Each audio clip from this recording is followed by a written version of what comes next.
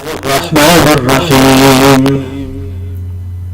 اللهم رب شهر رمضان الذي أنزلت فيه القرآن وافترضت على عبادك فيه الصيام، صل على محمد وآل محمد وارزقني حج بيتك الحرام في عامي هذا وفي كل عام، واغفر لي تلك الذنوب العظام فإنه لا يغفرها غيرك يا رحمن يا علام.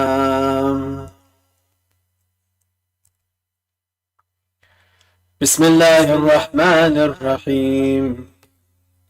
اللهم إني أفتتح الثناء بحمدك، وأنت مسدد للصواب بمنك، وأيقنت أنك أنت أرحم الراحمين في موضع العفو والرحمة، وأشد المعاقبين في موضع النكال والنقمة، وأعظم المتجبرين في موضع الكبرياء والعظمة. اللهم أذنت لي في دعائك ومسألتك، فاسمع يا سميع مدحتي، وأجب يا رحيم دعوتي، وأقل يا غفور عثرتي.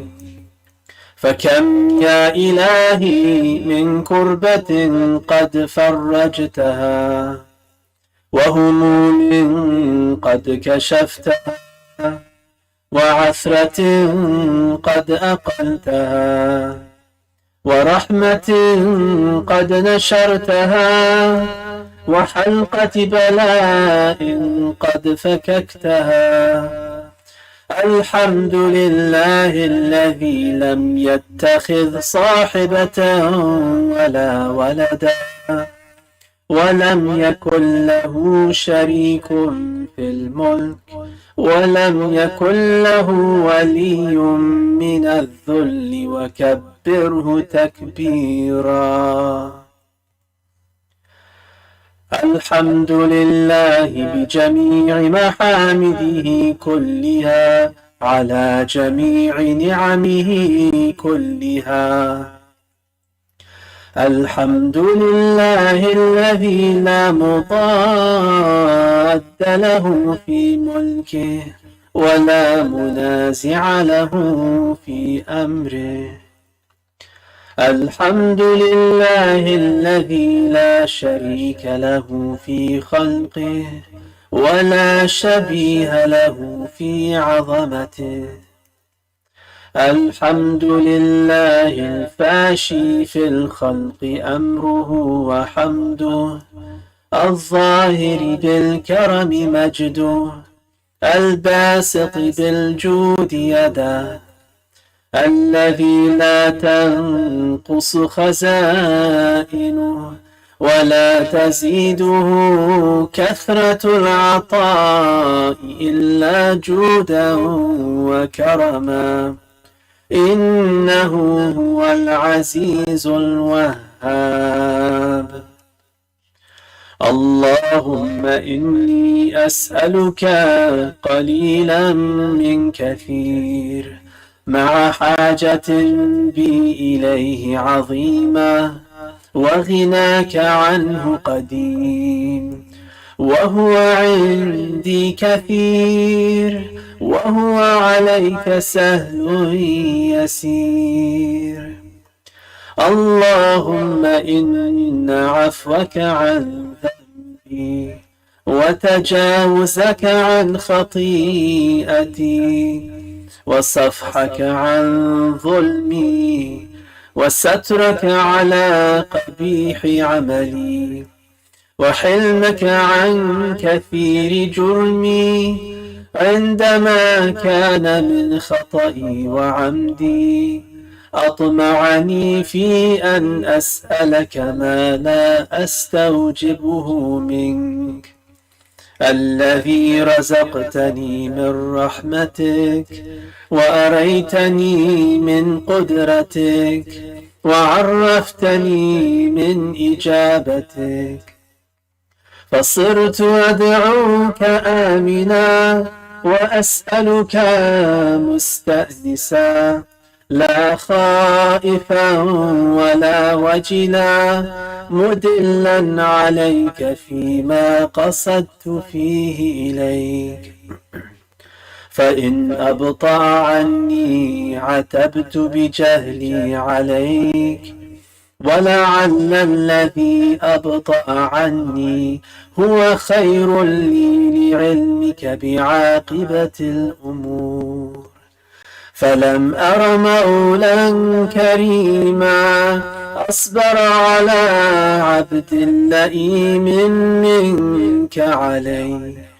يا ربي إنك تدعوني فأولي عنك، وتتحبب إلي فأتبغض إليك، وتتودد إلي فلا أقبل منك، كأن لي التطول عليك، فلم يمنعك ذلك من الرحمة لي والإحسان إلي والتفضل علي بجودك وكرمك.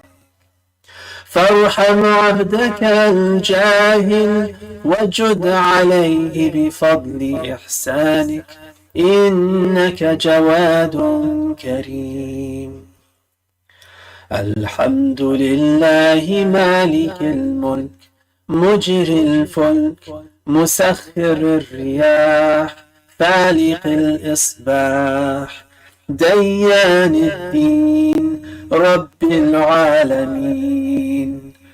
الحمد لله على حلمه بعد علمه، والحمد لله على عفوه بعد قدرته، والحمد لله على طول أناته في غضبه، وهو قادر على ما يريد. الحمد لله خالق الخلق باسط الرزق فالق الإصباح ذي الجلال والإكرام والفضل والإنعام، الذي بعد فلا يرى وقرب فشهد النجوى تبارك وتعالى. الحمد لله الذي ليس له منازع يعادله، ولا شبيه يشاكله، ولا ظهير يعاضده. قهر بعزته الأعزاء وتواضع لعظمته العظماء، فبلغ بقدرته ما يشاء. الحمد لله الذي يجيبني حين أناديه، ويستر علي كل عورة وأنا أعصيه، ويعظم النعمة علي فلا أجازيه. فكم من موهبة هنيئة قد أعطاني، وعظيمة مخوفة قد كفاني، وبهجة مؤنقة قد أراني، فأثني عليه حامدا وأذكره مسبحا. الحمد لله الذي لا يهتك حجابه، ولا يغلق بابه، ولا يرد سائله، ولا يخيب آمنه. الحمد لله الذي يؤمن الخائفين وينجي الصالحين ويرفع المستضعفين ويضع المستكبرين ويهلك ملوكا ويستخلف آخرين. والحمد لله قاسم الجبارين مبير الظالمين مدرك الهاربين نكال الظالمين صريخ المستصرخين موضع حاجات الطالبين معتمد المؤمنين. الحمد لله الذي من خشيته ترعد السماء وسكانها وترجف الأرض وعمارها وتموج البحار ومن يسبح في غمراتها. الحمد لله الذي هدانا لهذا وما كنا لنهتدي لولا أن هدانا الله. الحمد لله الذي يخلق ولم يخلق ويرزق ولا يرزق ويطعم ولا يطعم ويميت الأحياء ويحيي الموتى وهو حي لا يموت بيده الخير وهو على كل شيء قدير. اللهم صل على محمد عبدك ورسولك وأمينك وصفيك وحبيبك وخيرتك من خلقك وحافظ سرك ومبلغ رسالاتك أفضل وأحسن وأجمل وأكمل وأزكى وأنمى وأطيب وأطهر وأسنى وأكثر ما صليت وباركت وترحمت وتحننت وسلمت على أحد من عبادك وأنبيائك ورسلك وصفوتك وأهل الكرامة عليك من خلقك. اللهم وصل على علي أمير المؤمنين ووصي رسول رب العالمين عبدك ووليك وأخي رسولك وحجتك على خلقك وآيتك الكبرى والنبأ العظيم. وصل على الصديقة الطاهرة فاطمة سيدة نساء العالمين. وصل على سبطي الرحمة وإمامي الهدى الحسن والحسين سيدي شباب أهل الجنة. وصل على أئمة المسلمين علي بن الحسين ومحمد بن علي وجعفر بن محمد وموسى بن جعفر وعلي بن موسى ومحمد بن علي وعلي بن محمد والحسن بن علي والخلف الهادي المهدي حججك على عبادك وأمنائك في بلادك صلاة كثيرة دائمة. اللهم وصل على ولي أمرك القائم المؤمل والعدل المنتظر وحفه بملائكتك المقربين وأيده بروح القدس يا رب العالمين. اللهم اجعله الداعي إلى كتابك والقائم بدينك، استخلفه في الأرض كما استخلفت الذين من قبله، مكن له دينه الذي ارتضيته له، أبدله من بعد خوفه أمنا، يعبدك لا يشرك بك شيئا. اللهم أعزه وأعزز به، وانصره وانتصر به، وانصره نصرا عزيزا، وافتح له فتحا يسيرا، واجعل له من لدنك سلطانا نصيرا. اللهم أظهر به دينك وسنة نبيك، حتى لا يستخفى بشيء من الحق مخافة أحد من الخلق. اللهم إنا نرغب إليك في دولة كريمة تعز بها الإسلام وأهله، وتذل بها النفاق وأهله، وتجعلنا فيها من الدعاة إلى طاعتك والقادة إلى سبيلك، وترزقنا بها كرامة الدنيا والآخرة. اللهم ما عرفتنا من الحق فحملنا، وما قصرنا عنه فبلغنا.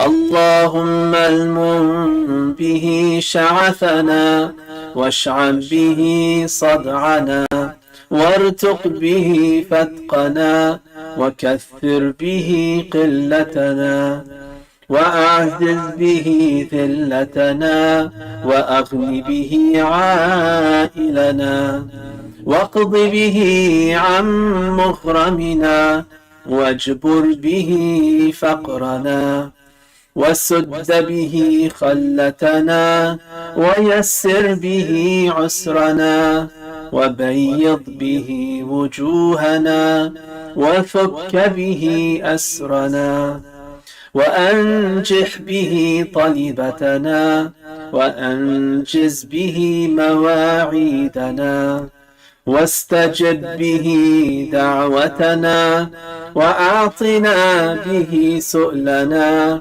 وبلغنا به من الدنيا والآخرة آمالنا، وأعطنا به فوق رغبتنا يا خير المسؤولين وأوسع المعطين. اشف به صدورنا، وأذهب به غيظ قلوبنا، واهدنا به لما اختلف فيه من الحق بإذنك، إنك تهدي من تشاء إلى صراط مستقيم. وانصرنا به على عدوك وعدونا إله الحق. آمين. اللهم إنا نشكو إليك فقد نبينا صلواتك عليه وآله، وغيبة ولينا، وكثرة عدونا، وقلة عددنا، وشدة الفتن بنا، وتظاهر الزمان علينا. فصل على محمد وآل محمد، وأعنا على ذلك بفتح منك تعجله، وبضر تكشفه، ونصر تعزه، وسلطان حق تظهره، ورحمة منك تجللناها، وعافية منك تلبسناها، برحمتك يا أرحم الراحمين.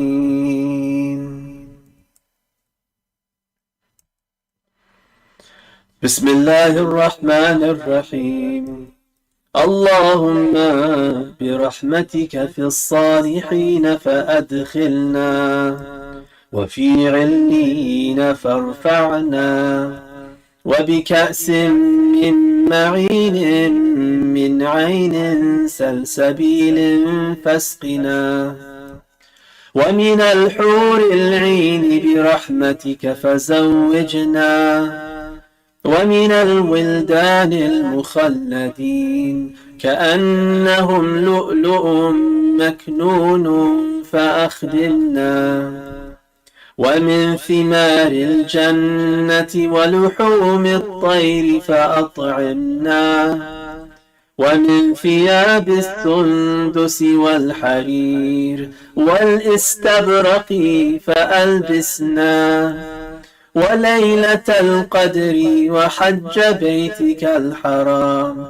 وقتلا في سبيلك فوفق لنا، وصالح الدعاء والمسألة فاستجب لنا، وإذا جمعت الأولين والآخرين يوم القيامة فارحمنا، وبراءة من النار فاكتب لنا، وفي جهنم فلا تغلنا، وفي عذابك وهوانك فلا تبتلنا، ومن الزقوم والضريع فلا تطعمنا، ومع الشياطين فلا تجعلنا، وفي النار على وجوهنا فلا تكببنا، ومن ثياب النار وسرابيل القطران فلا تلبسنا،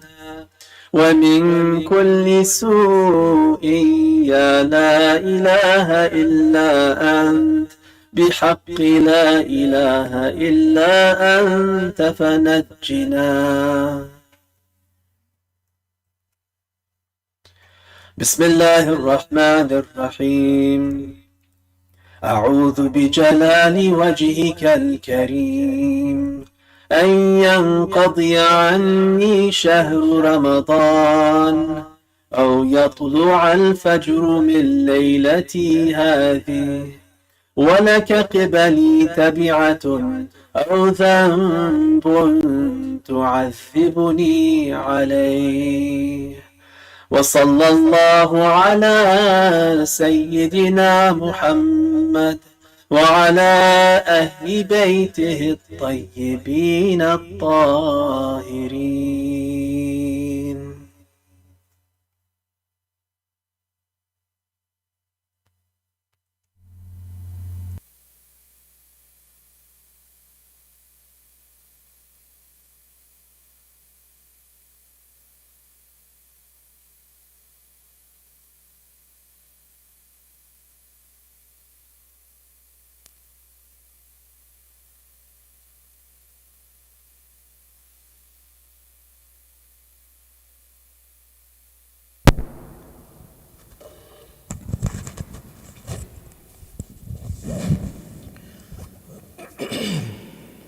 السلام عليكم ورحمة الله.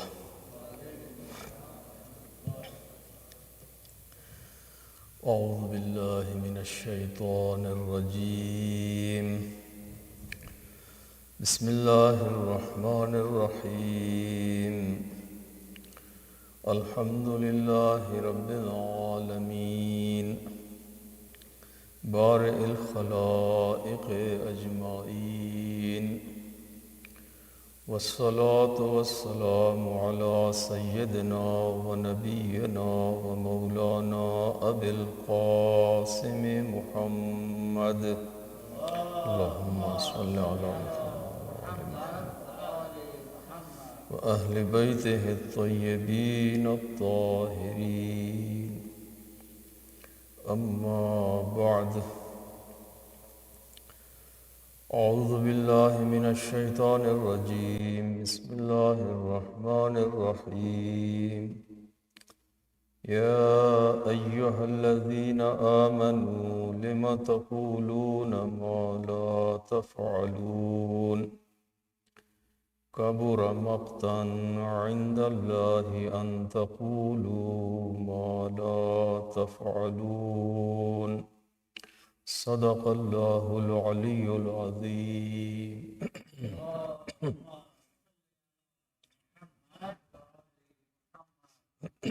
Dear brothers and sisters in Iman, for today I have selected two verses from Surah As-Saf. Surah As-Saf is chapter number 61. It is the surah before Surah Jumu'ah. Surah Jumu'ah is chapter 62, and this is chapter 61, Surah As-Saf. And these are the two verses, verse number 2 and verse number 3. Let's first have a brief discussion about the background of these two verses, and then inshallah we explain what is the meaning and what is the purpose of these two verses.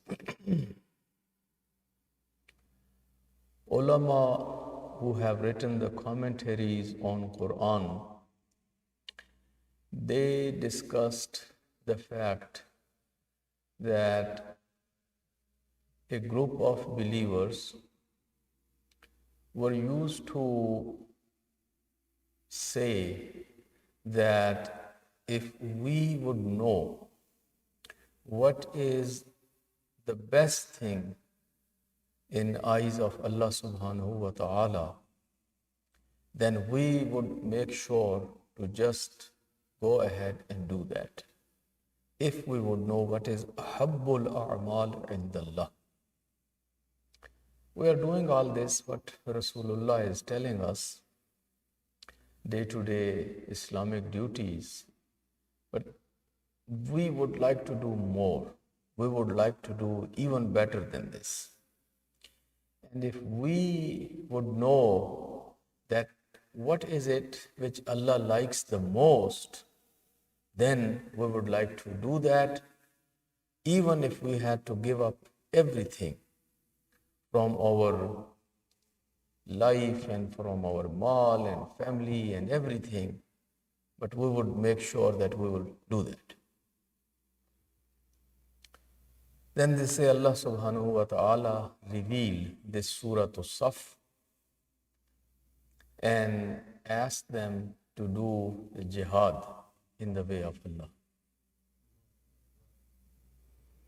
If really you want to do something which is better than anything, then that is doing jihad in the way of Allah.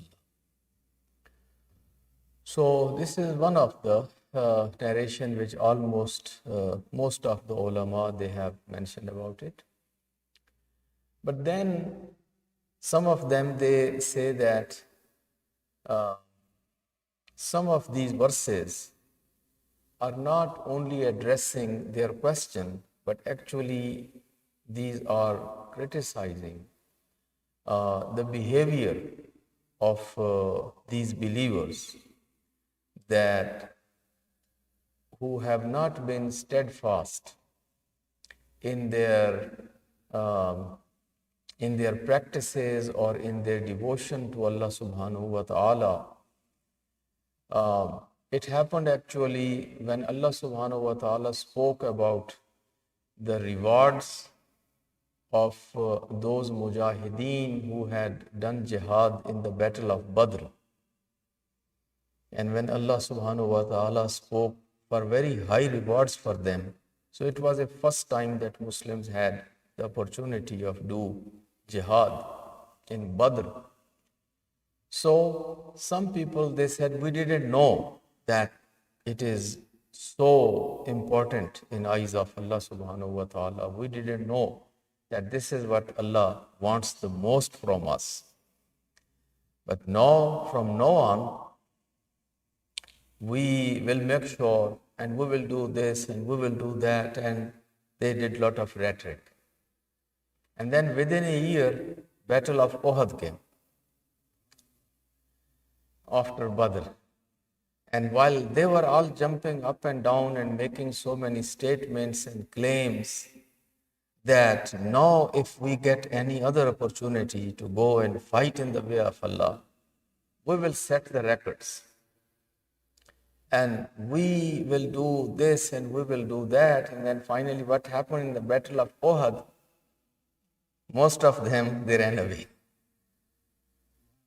Allah subhanahu wa ta'ala is in these two ayat criticizing them for making such lofty claims and statements and promises and pledges, and then forgetting all that and withdrawing and retreating from their positions in practice.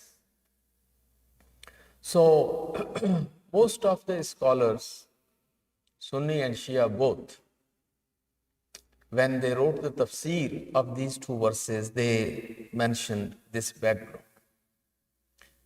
But then they say that in Quran, even if a verse is revealed in a particular context, and of course that is the first relevance, but the verses of Quran are not limited to only that one event or for that one incident.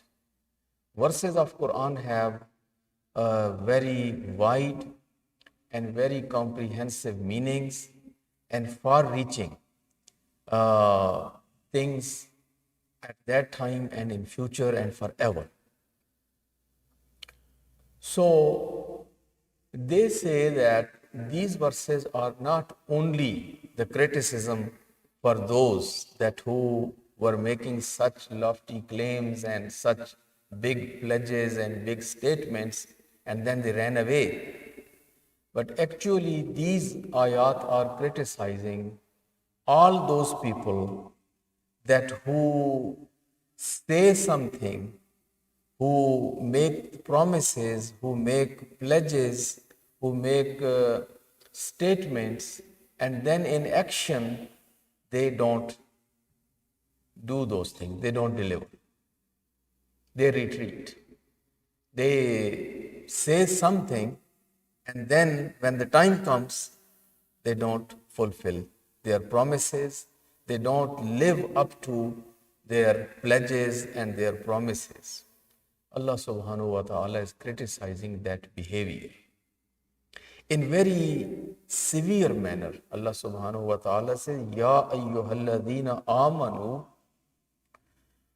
O you who believe, lima taqulun ma la taf'alun. Why do you say things which you don't do? Why do you say? Why do you bother to say things which practically you don't do? Then Allah says that how much He dislikes this behavior. He said, Kabura maqtan indallah. Kabura maqtan indallah means Allah hates it. This is something, a very hateful behavior in eyes of Allah. An taqulu ma la taf'alun. That you say and promise and pledge which you don't do. Basically, as we all know, Islam is a religion of action. Islam is not only a philosophy. Islam is not only a religion which talks about, for example, only the beliefs and certain other philosophical things. Basically, Islam is a religion which is a way of life. It teaches people how to live, how to conduct their life, how to manage their life, how to manage themselves as individuals, how to manage their families, how to manage their relationship with others, how to establish themselves, and how to establish the community and society, and then run it as Allah subhanahu wa ta'ala wants them to run it. And if that is what Islam is all about, then Islam talks about all these issues and all those things which are very important for individuals to have trust, for example, for one another. Because two people cannot really do business together or live together if they don't have trust on one another. If you know that this fellow, he is a great talker, only every time you ask him or ask her, every time you bet it, and it is done, deal is done, and yes, I will be there, I will do this, I will take care of this. Anytime, every time you ask, that is the statement. But you know this person never delivers, is never on time, never takes care, never really fulfills the promise or the pledge. Are you going to rely on this person? Are you going to trust this person? So then what happens when people don't trust each other? Then there is no bonding. Then there is no working together. Then you are not going to include that person as a member of your team. You are not going to rely on him. And then what is going to happen? That you are now giving up from certain individuals in your family, in your business, in your company, in your neighborhood. And then finally, what is going to happen? That so many people will be dumped, so many people will be considered of no use, of no benefit. And then finally, what is going to happen? That the dream that we are building a team, we are building a family, we are building a community, we are building a company, we are building a business, that dream will never get materialized. So Allah subhanahu wa ta'ala is saying that this trust issue is very important. That when you say something, the other person shouldn't worry about it. That now the person has given me word, the person has given me promise, but I don't know whether he or she will be able to carry it, he or she will be able to deliver it, or it is just a statement. It is just a promise, empty promise. There are riwayat from A'imma alayhi salatu wassalam. There is a riwayat from Imam Ja'far as-Sadiq alayhi salatu wassalam,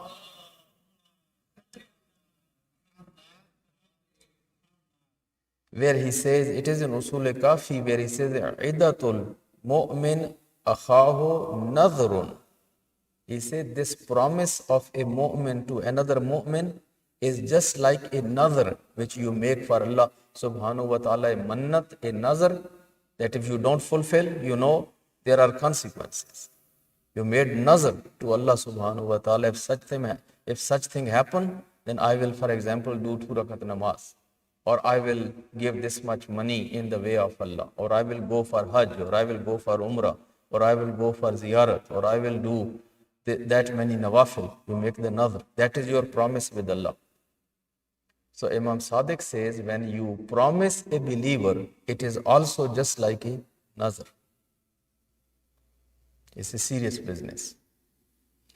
And one shouldn't make a promise until the person is not sure about it. Then in detail, when ulama, they say there are variety of ways to make the promise. Sometimes people make promises and from the very beginning they know that it is empty promise. They are just saying it for saying purpose, for saying sake. They are not serious. They are not committed, and they are, from the very beginning, they have no intention of doing it. They say, if somebody does that, this is nifaq, this is munafiqat, this is hypocrisy. If you are making an empty promise to someone and you know that you are not going to carry it on, then you need to know that you have got this virus of hypocrisy, nifaq. And a mu'min is not supposed to do that. Then they say, sometimes what happens that you are making a promise and you are serious about it. You want to fulfill it. That is your intention. But then what happens? Due to certain reasons, you don't deliver it. You don't keep it. They say the reasons are because it is cowardliness sometimes, because it takes guts to fulfill that promise, and you got scared. You are a cowardly person. You made a promise to Muslim bin Aqil, for example. You made the bayat, and then what happened? At that time you were sincere. You wanted to help Muslim bin Aqil. You wanted to help Imam Hussain. But then what happens? When you saw the power and might of Ibn Ziyad, you got scared.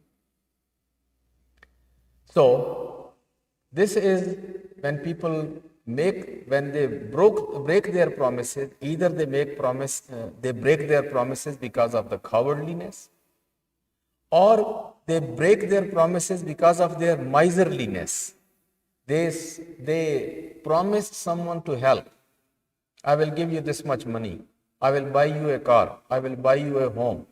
I will buy you a lunch. I will buy you a dinner. I will buy you this gift. I will buy you this. I will do this for you.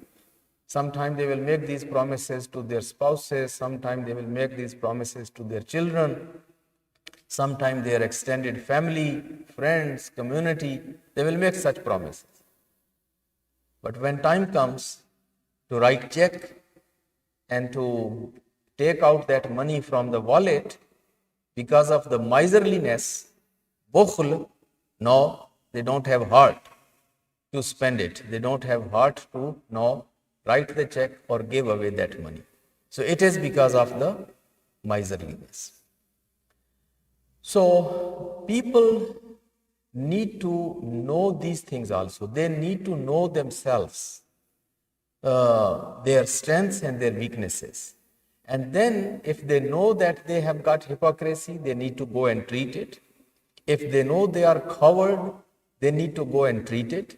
If they know they are miserly, they need to go and treat it. There are all treatments available. It's not only that the treatments are only for your heart diseases and your sugar and your diabetes and blood pressure and all those, and these illnesses don't have treatments. No, there are treatments. There is treatment for the greed. There is a treatment for cowardliness. There is a treatment for miserliness.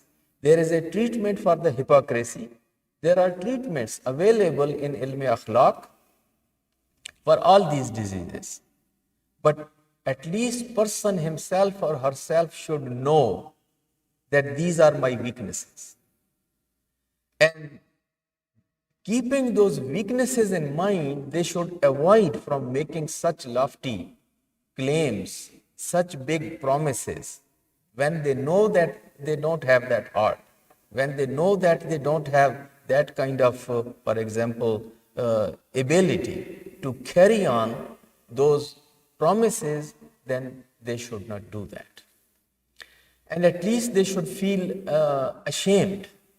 They should feel always ashamed when they break a promise, when they break a pledge. Then ulama, they mention that reasons that why people do this. They say one reason, as we discussed, the hypocrisy. The other thing is that people want to do show off.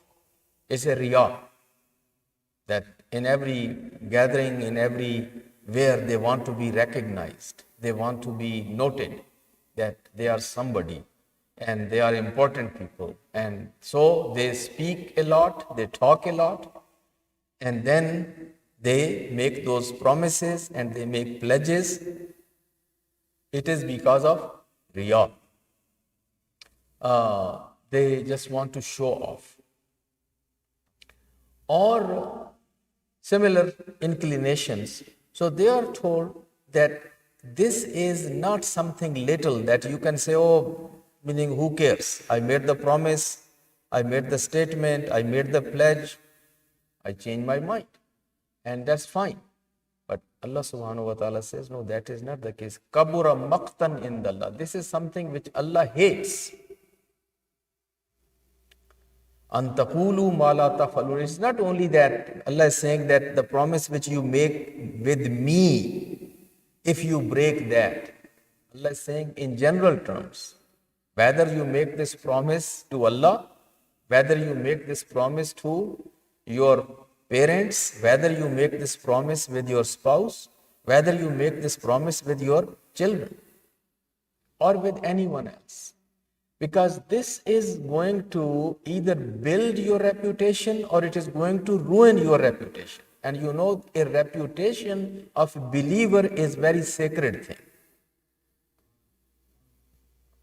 A believer, his reputation is very sacred.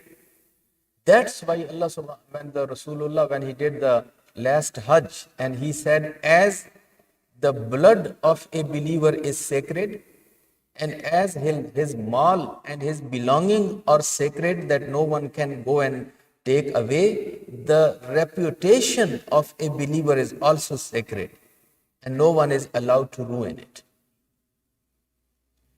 So first, at least you should not ruin your own reputation. If other people are careless, or if they don't care, at least you yourself don't ruin your reputation with your own hands. And then there are so many riwayat that when you make a promise with your children particularly, when you talk at home, you know, children are very observant. They are very curious. They may keep quiet, or you think that they are playing and they are not paying attention to what you husband and wife are speaking, or you are talking, or you elders people are talking. They are just playing with their toys. But you don't know that even when children are playing, they are very much listening what's going on. They listen, and it gets registered to them. And the most hateful thing is that they see their father breaking the promise or their mother breaking the promise. Because then what is going to happen? They are going to lose the trust in their parents. And you know that who is most important for the children when they are child? Even in Riwayat, they say that, meaning after God, if they trust the most, they trust their parents. And there is a phase when even they don't know God. Their God is even their father and mother. As we have trust in our God, that kind of trust is in their father and mother. And you promise them, and then you don't keep the promise, and then you break the promise. This is the ugliest thing which a father can do or a mother can do. And then they keep paying that, the consequences of that, breaking the trust of children all along in their life. When children grow up, when you criticize them, when you talk to them, they speak back to you. They say, you say something, you do something. You never kept your promise. You told me you will do this for me. You told me you will do this for me. You promised my mom, you promised my dad, you promised, you did all, and then you never keep your promise. You never keep your word. And they see you cheating. And then you have no respect in eyes of your children. Then you expect that since I am father and since I am mother, since I am providing them with their necessities and their grocery and their clothing and whatever. So whenever I ask them something to do, they should obey me. They don't obey because they have no respect for it. Deep down in their heart, they don't have respect. So first thing what parents need, first thing is the trust issues between spouses. And they cannot demand the trust. It's established and it is earned bit by bit, little by little. When people get engaged, when people get married, they start now the process of building the trust that they can rely on each other. How much they can rely on each other? Ideally, they are supposed to rely 100%. And they should reach to a level where they can depend on one another blindly, without asking reasons, without asking references. Because he is saying, that's fine. Because she is saying, that's right. So that kind of trust, it doesn't happen overnight. It takes some time, but it should not take decades. Within months, a year, 2 years, within a year or two, they should reach to that level of trust that now they can trust each other blindly.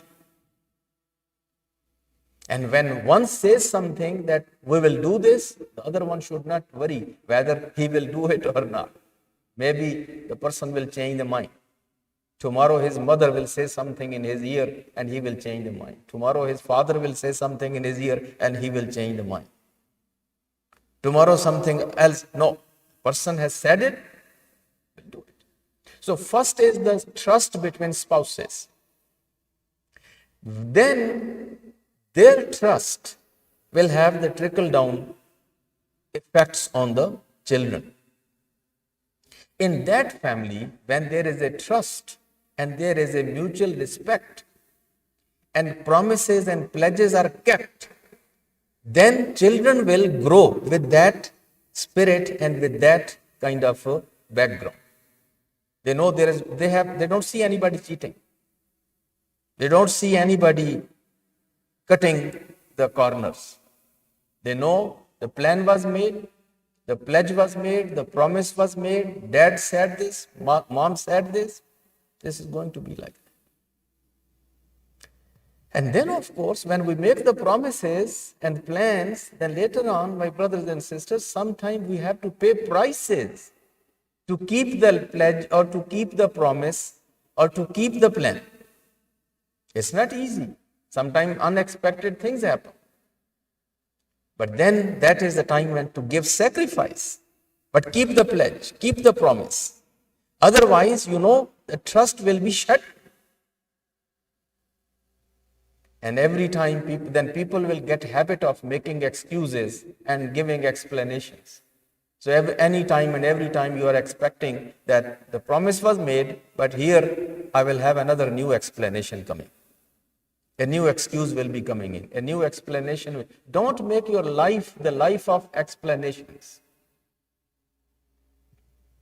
That every time I have to explain that why I was not able to keep my promise, why I was not able to keep my plan, why I am late, why I am never on time, why I am angry, why I am doing all that while the promise was made. So the point is these two ayat, Ayatullah Makarim, Ayat Taba Tabai, and all the other Mufassirin, when I looked into these, all of them they say, initially these ayat were revealed to criticize those believers that who had made pledges and who had made the statements that they will fight in the way of Allah, and then they were not able to keep that pledge or that promise and they retreated. So initially ayat was revealed in that context. But they say that if you see the riwayat from Prophet and A'imma alayhi salatu wasalam in tafsir of this, they generalized it. They say these ayat are not only for those people and only for the battlefield, but these ayat are basically for any promise, for any pledge, for any statement which you make, then you have to keep it. Now, we have riwayat and ulama, they emphasize on that a believer doesn't commit to anything instantly or right away. When people come to you asking for something, the best thing is to not promise just right away. That's one safety law. Build that reputation. People will maybe get offended in the beginning for a few times, but then they will learn that this person doesn't promise right away. This person takes some time, thinks over, and then within a day, within 2 days, within a week, this person always gets back. But when this person makes the promise, then the promise is just 100% promise. So one thing is that we shouldn't be the people that anybody from right and left comes to us and asks us something, and then we just make the promise right away. Yes, brother, why not? Yes, brother, why not? Don't be a person like that. Listen to it and then say, let me check my calendar. Let me check with my accountant. If really you always check with your wife and you cannot give without your wife, so the best thing is to tell the brother, let me check with my wife or with my boss or with my banker or with my accountant or whatever.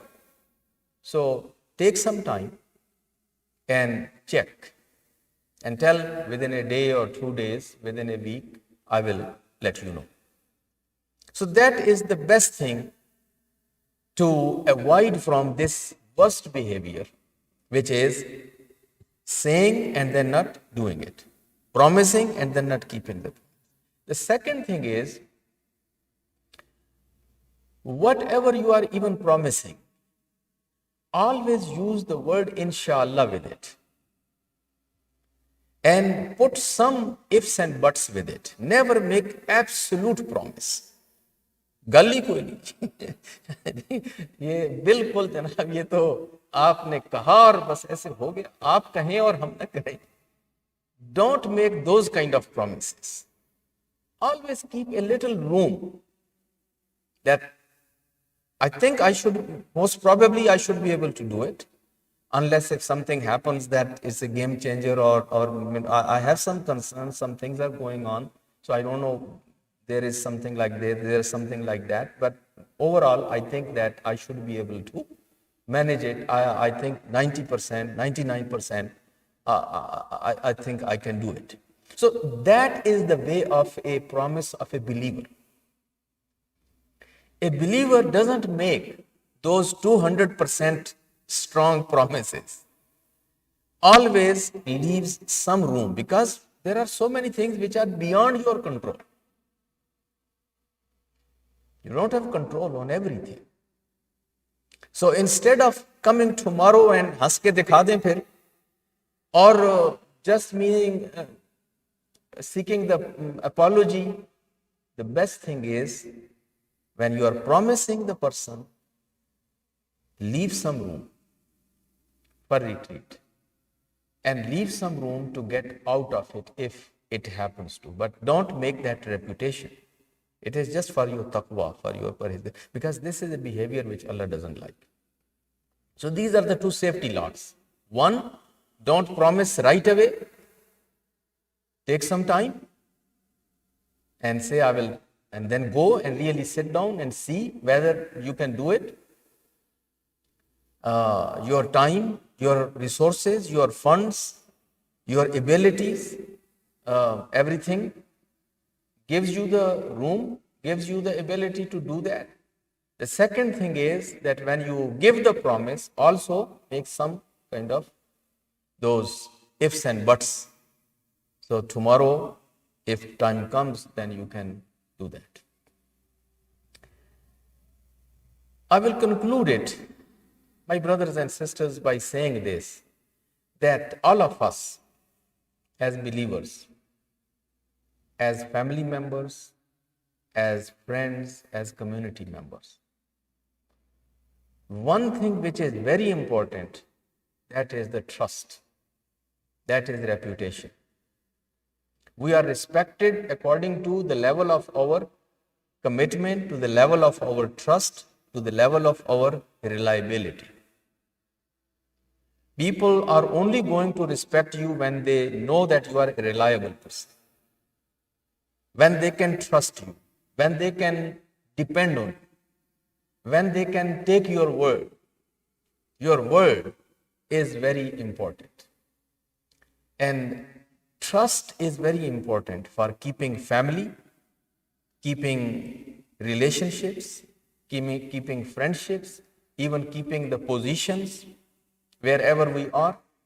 This issue of trust is very important. And these two are verses of Surah Saf, chapter 61, ayat number 2, ayat number 3. Ya ayyuhalladhina amanu lima taquluna ma la taf'alun. Allah subhanahu wa ta'ala is scolding the believers. Why do you say what you don't do? Kabura maqtan indallahi. Allah hates this behavior. Antaqulu ma la taf'alu. That you say what you are not going to do. Particularly, it is very important for parents, because we are raising children in a very difficult time, in very difficult society.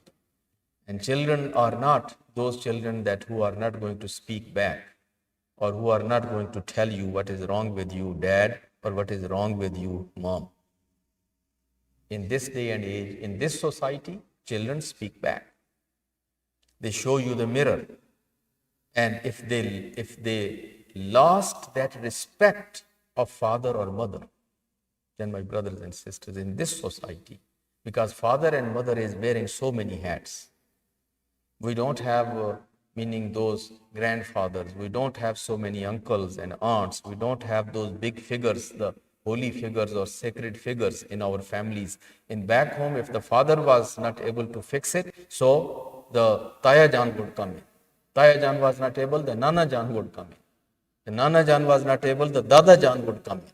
He was not able, so there was somebody in the street, Haji Saab, Zair Saab, Zawar Saab, somebody else would come in and will fix it. Maulana Saab will come and fix it. So there we had so many resources. But one person have to cover all those Haji Saab, Zawar Saab, Maulana Saab, Chaudhry Saab, Malik Saab, Rana Saab, and one person are wearing so many hats. If your credibility is ruined and your son or your daughter doesn't believe you, it is going to be very difficult to keep them on the faith. It is going to be very difficult to keep them with the tradition of Islam. Sooner or later, they will rebel and they will run away. So this is with the family, because that is the bigger issue. I, as a counselor, receive those complaints. Husbands most of the time complain about their wives, and the wives always complain that my husband never keeps the promise, never keeps the plan, never keeps the pledge, always says something, does something else. It's a very common complaint. And sometime when we have the counseling between parents and children, one of their most common complaint is that our parents don't keep their word. They don't keep their promise. So parents need to know that this is very essential, very important. And then in community also, meaning it's very essential, we respect each other, we do business with one another, we delegate duties and responsibilities to one another based on that what is the level of commitment and how much is the person reliable. Otherwise, people have no respect for someone, that no matter how tall you are and how white you are and how impressive you are and what suit you are wearing and what watch you are wearing and what jewelry you are wearing, doesn't have any value. Value is with character. Value is with your word. Value is with your values, not with the materialistic things. Wassalamu alaikum wa rahmatullah.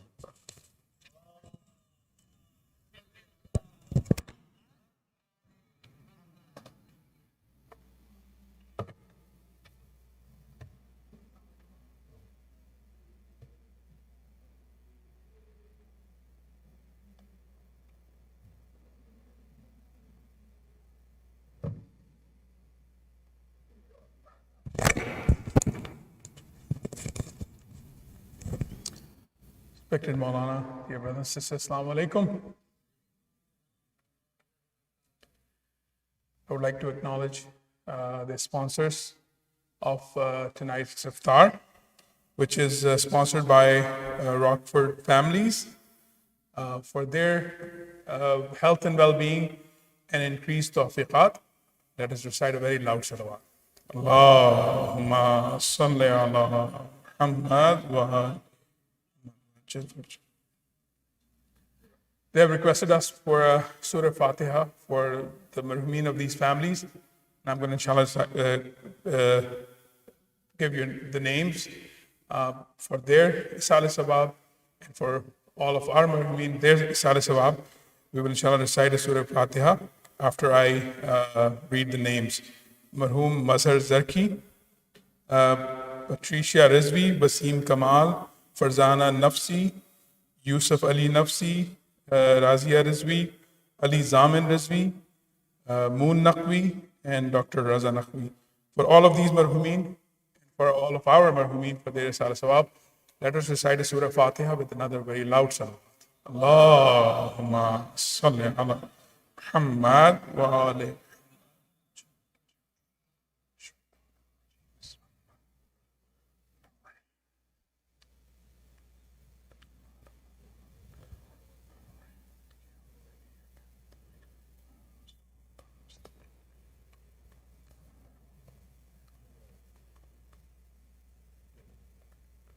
Recite another salawat. Allahumma salli ala Muhammad wa ali. I would like to make an announcement about Eid based on moon sighting. Eid will be either on Thursday, May 13th, or Friday, May 14th. Inshallah, Baitul Ilm will be sending out a confirmation email on Wednesday night after confirming. Inshallah, we'll inform the community. But the chances are that it will most probably be on Thursday, May 13th. This year, due to pandemic and making sure we accommodate as many Mu'min and Mu'minat as possible, Baitul Ilm will be holding two prayer sessions, inshallah. One will be at 8 a.m. and the second one will be at 10:30 a.m. So inshallah, keep that in mind and look for an email with more details and registration information. We'll be sending that out shortly, inshallah. Azan for Maghrib is in about 4 minutes. Let us take this time to prepare, read Quran, read du'as, and inshallah we'll have Maghrib Azan in about 4 minutes. Recite another salawat.